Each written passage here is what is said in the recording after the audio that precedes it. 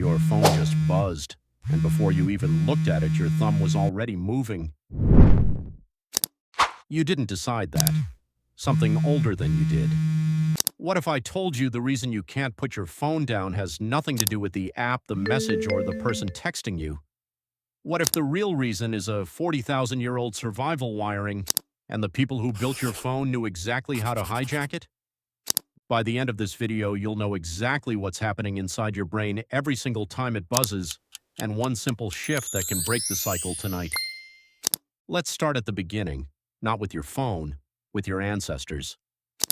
40,000 years ago, a person walking through tall grass didn't know if the next bush hid berries or nothing at all. Every step was a bet against uncertainty, and the brains that survived weren't the calm, patient ones. They were the brains that craved that bet. That's not a flaw.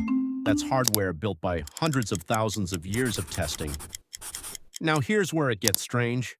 In the 1990s, neuroscientist Wolfram Schultz ran an experiment on monkeys. A light flashed, then juice appeared. At first, their brains released dopamine when the juice arrived. But after a few rounds, something shifted. The dopamine spike moved earlier, to the light, not the reward, the signal. Then Schultz made the juice unpredictable. Sometimes it came after the light, sometimes it didn't. And the dopamine response got even stronger. Unpredictable! Uncertainty, it turns out, is more addictive than reward itself. Sound familiar? That's not a monkey experiment anymore. That's a notification, not the message, the light before the juice. But it gets darker. In the 1950s, B.F. Skinner put pigeons in a box with a lever. Sometimes pressing it gave food, sometimes it didn't, and there was no pattern. Those pigeons pressed the lever obsessively, far more than the ones who got rewarded every time. Predictable reward builds a habit. Unpredictable reward builds an obsession. Your phone is that lever. Every scroll is a press. Every notification is a maybe. And maybe is the most addictive word your brain has ever encountered. Here's the part that should genuinely unsettle you. This isn't an accident. Researcher Natasha Schul spent years inside Las Vegas studying slot machine design. She found designers weren't chasing jackpots. They were engineering something called the machine zone, a state where you're not playing to win anymore. You're just playing to keep playing.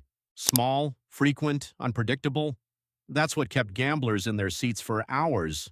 And when Silicon Valley built the infinite scroll, the pull to refresh, the red notification dot, they built the exact same machine, not a casino with coins, a casino you carry in your pocket. That pull to refresh gesture, the little pause before your feed loads, that's not a bug. It's borrowed, almost exactly, from the mechanical delay of a slot machine reel. So why can't you just stop? Because willpower was never built for this. Imagine dropping your ancestor into a room full of levers that occasionally produce food, with no clock, no sense of time, no natural stopping point. They wouldn't leave either, not from lack of discipline, because the room itself was built to be inescapable. And every unread badge, every red dot, every buzz, those aren't neutral. They're calibrated, tested, refined by teams of people who have read the exact same research you just heard and built products around it. But here's the twist that changes everything.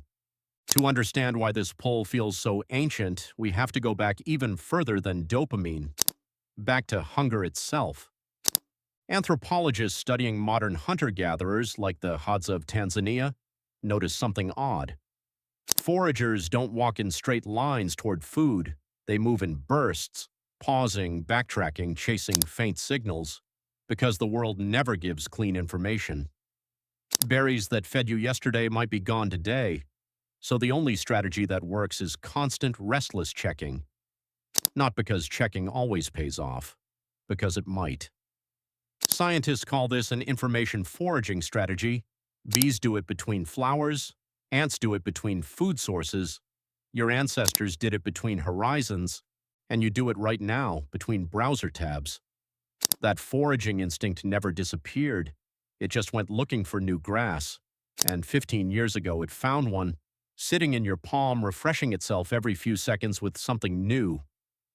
No environment in human history has ever offered this much unpredictable information, this fast, this endlessly. Your brain isn't broken when it can't put the phone down. It's succeeding, brilliantly, at the only job it was ever built to do. There's a study that makes this almost painfully literal. Researchers found that just the anticipation of a notification lit up the same reward circuitry as actually receiving one. Your brain doesn't need the message. It only needs the possibility of one. So, what do you actually do with all of this? Not shame. Shame doesn't work on million-year-old circuitry. You starve the uncertainty instead. Turn off notifications. You're not just cutting distractions. You're removing the unpredictable light your brain learned to chase. Check messages at set times instead of randomly. You're converting a variable reward into a fixed one, and fixed rewards create dramatically weaker cravings, exactly like Skinner's pigeons proved 70 years ago. Leave your phone in another room while you work, because those pigeons never learned self-control. They just lost access to the lever. The urge won't vanish completely. It's running on hardware that took hundreds of thousands of years to build. No app update rewrites that in a weekend. But you can change the terrain, make the grass a little shorter, the light a little dimmer, the maybe a little further out of reach. So tonight, when your phone buzzes and your hand moves before your mind catches up, pause. Just for 1 second, and ask yourself what you're really reaching for. It was never the message, it was the maybe. If this changed the way you think about your phone, hit like subscribe for more videos like this one, and I'll see you in the next one.